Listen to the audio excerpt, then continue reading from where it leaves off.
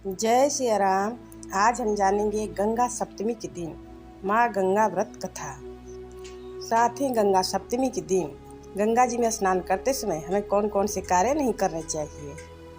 साथ ही कुछ चमत्कारी उपाय के बारे में जानेंगे। जैसे विवाह में कोई अड़चन आ रही हो या किसी भी कार्य में सफलता नहीं मिल रही हो तो गंगा सप्तमी के दिन कौन से चमत्कारी उपाय को अपनाएं। आज इसी के बारे में जानेंगे, तो वीडियो के अंत तक बने रहें। चलिए वीडियो को शुरू करते हैं।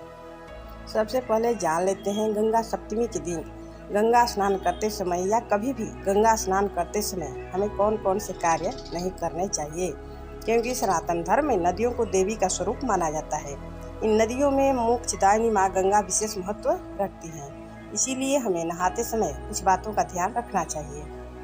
कहते हैं गंगा में स्नान करते समय सारे पाप धुल जाते हैं, इसीलिए विशेष पर्व और मौकों पर गंगा स्नान के लिए श्रद्धालुओं की भीड़ हमेशा लगती है। शास्त्रों के अनुसार गंगा जी में डुबकी लगाने से शारीरिक और मानसिक पीड़ा से मुक्ति मिलती है। सबसे पहले गंगा में स्नान करने से पहले माँ गंगा को प्रणाम करना चाहिए। गंगा में डुबकी लगाते समय शरीर के मैल को उसमें नहीं धोना चाहिए। इसके अलावा साबुन या शैम्पू का भी इस्तेमाल भूल कर भी नहीं करना चाहिए, और खास तौर से गंगा सप्तमी के दिन तो और भी नहीं करना चाहिए। गंगा में स्नान करने के बाद शरीर पर लगे पानी को गंगा जी में नहीं पोंछना चाहिए, उसे बाहर आकर ही किसी तौलिए से पोंछना चाहिए। गंगा जी में भूल कर भी मल मूत्र का त्याग नहीं करना चाहिए, ऐसा करने से पाप के भागी बनते हैं। बता दें कि गंगा में कपड़े भी नहीं धोना चाहिए, इसे भी पाप के श्रेणी में ही माना जाता है। गंगा जी में भूल कर भी कचड़े भी नहीं फेंकने चाहिए।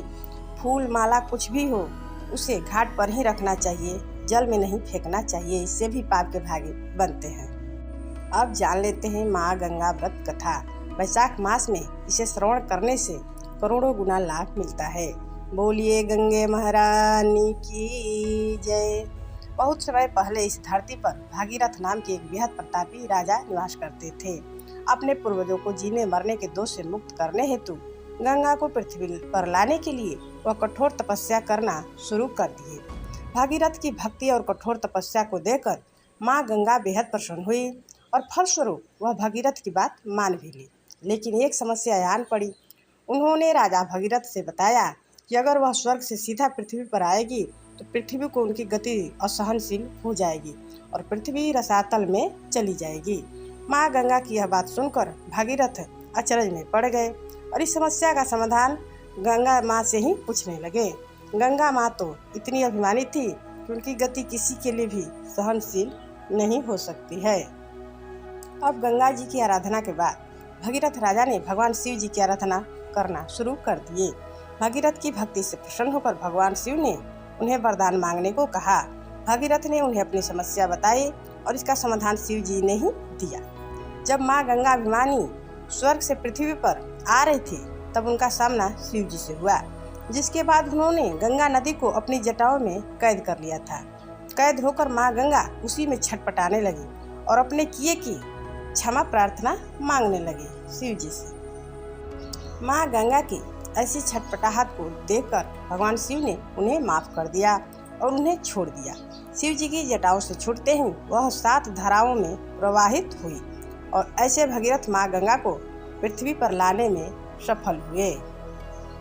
दूसरी कथा ये भी आती है कि पौराणिक कथा के अनुसार एक बार ब्रह्मा जी ध्यान में लीन थे, तभी भगवान विष्णु उनके लोक में पहुँचे।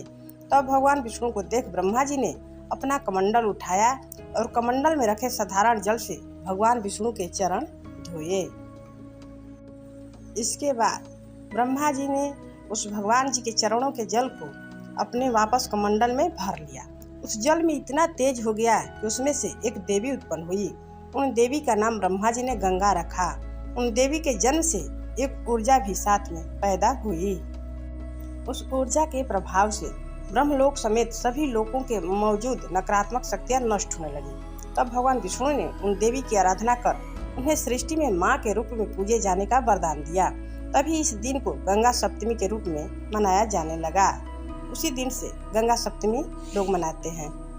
अब जान लेते हैं चमत्कारी उपाय के बारे में। हर कार्यों में सफलता पाने के लिए आज जान लेते हैं गंगा सप्तमी के दिन चमत्कारी उपाय क्या करें।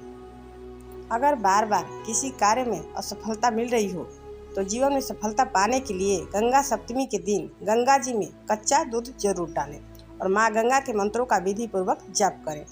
साथ ही गंगा किनारे कपूर का दीपक जलाएं। ऐसा माना जाता है कि इस उपाय को करने से जीवन में सफलता प्राप्त होती ही होती है। यदि विवाह में देरी हो रही हो या कोई अड़चन आ रहा हो तो उसके लिए गंगा सप्तमी के दिन गंगाजल में 5 बेलपत्र डालकर भोलेनाथ को विधि विधान से जलाभिषेक करें।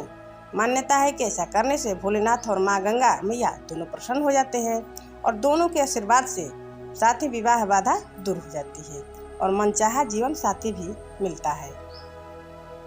यदि इस उपाय को गंगा सप्तमी के दिन किया जाए तो माँ गंगा के आशीर्वाद जरूर मिलता है।